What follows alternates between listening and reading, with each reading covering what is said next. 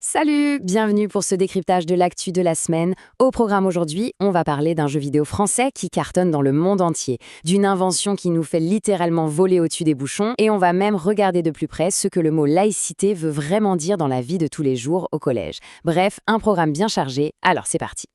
On commence tout de suite avec une super nouvelle, une victoire française dans le monde du jeu vidéo. Accrochez-vous, c'est assez énorme. Alors imaginez un peu la scène. On est à Los Angeles pour les Game Awards. C'est un peu les Oscars, mais pour les jeux vidéo.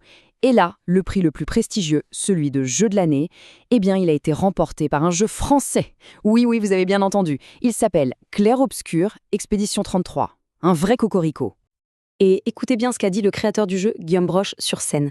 C'est l'histoire de David contre Goliath, en fait. Un tout petit studio indépendant de Montpellier qui réussit à battre les géants américains et japonais.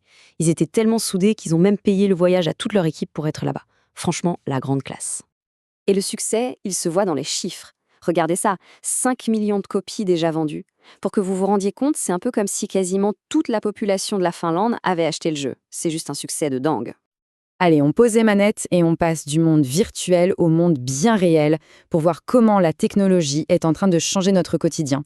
Et là aussi, il y a des surprises. On connaît tous la galère des bouchons, le bus qui n'avance pas, le temps perdu. Eh bien, en Île-de-France, ils ont trouvé une solution plutôt originale.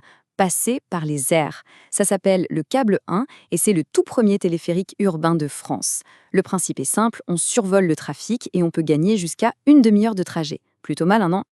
Mais la technologie, ce n'est pas seulement une question de confort ou de gain de temps, c'est aussi, et de plus en plus, un outil pour assurer notre sécurité. Et là, on se croirait presque dans un film de science-fiction. Regardez comment ça marche. D'abord, étape 1, un drone ennemi est repéré. Étape 2, un drone chasseur est envoyé et il fonce sur lui à 140 km/h. Et enfin, étape 3, il le neutralise, soit en le percutant, soit en le capturant avec un filet. Des ingénieurs testent même des lasers pour faire ça. La guerre des drones, c'est plus de la science-fiction, c'est maintenant. On change complètement de sujet maintenant pour parler d'un mouvement qui a beaucoup fait parler de lui ces derniers temps, la colère des agriculteurs. On a tous en tête ces images de tracteurs qui bloquent les autoroutes, en Ariège ou près de Toulouse par exemple. Mais au fond, d'où vient cette colère? Qu'est-ce qui les pousse à agir comme ça? Eh bien, le déclencheur, le voici. C'est une maladie appelée la dermatose nodulaire. Et la règle sanitaire qui va avec est terrible et très stricte. Si une seule vache est malade, l'éleveur est obligé d'abattre tout son troupeau. Tout. Imaginez un peu le choc. Le travail de plusieurs générations, de vos parents, de vos grands-parents, anéanti en quelques jours. C'est exactement ce qu'ils vivent. Et ce témoignage de Benjamin Asna, un éleveur, résume parfaitement leur désarroi. Il ne parle pas juste de bétail, il parle de l'héritage de sa famille, du travail de toute une vie.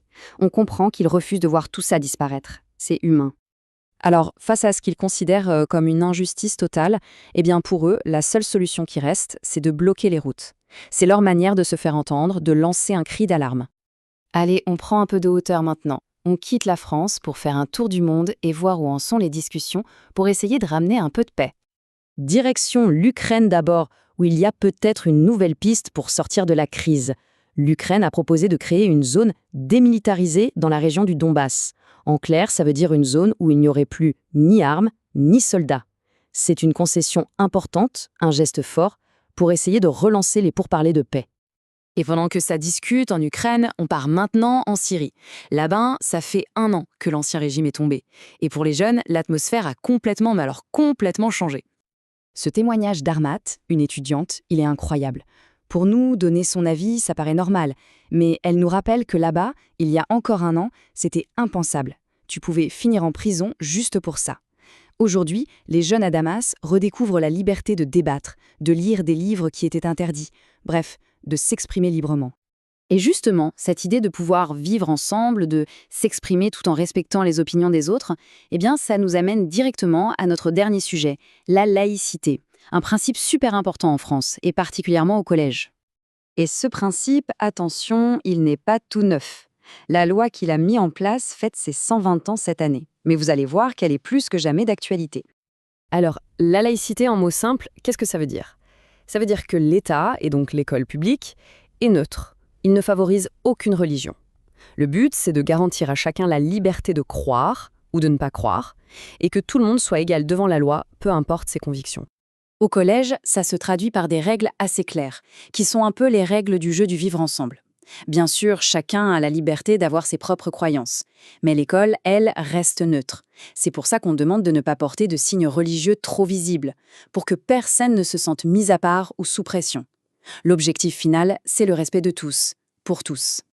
Et ce qui est vraiment super, c'est de voir comment ce principe est compris. Regardez cette phrase tirée d'une lettre qu'une élève de 6e a écrite à Madame Laïcité. Pour elle, ce n'est pas du tout une contrainte. Au contraire, elle voit ça comme un bouclier, une protection, qui empêche les disputes et qui fait du collège un vrai lieu de partage. Je trouve que c'est une super conclusion. Voilà, on a fait un sacré tour d'horizon d'un jeu vidéo à un principe de 120 ans. Alors maintenant, la question est pour vous. Quelle est l'info qui vous a le plus surpris ou fait réagir cette semaine? Merci beaucoup d'avoir suivi ce décryptage et on se retrouve très vite.